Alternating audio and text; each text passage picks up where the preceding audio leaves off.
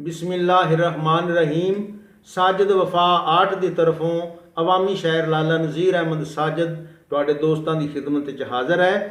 इक्को रब दे दर ते झुक भाई, इक्को रब दे दर ते झुक भाई, सब दूर हो जासन दुख भाई। जदों रब दे घरों आवाज़ आवे, मुड़ राह दे विच ना रुक भाई। अज हास्यां विच ना जिंदगी गुजार, कल रोसें तू बुक बुक भाई। बंदा जग ते जिन्ना मर्जी जीवे, आखिर जांदी जिंदगी मुक भाई।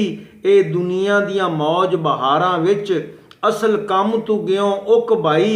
इत्थे दर्दमंदां नूं सीने ला, जे लभना है तू सुख भाई। कदे अपने आप तू बाहर ना होवी, चंगी होंदी नहीं झूठी ठुक भाई। सच्ची गल नूं यारों मन लईए, अग्गों लाइए ना कदी तुक भाई।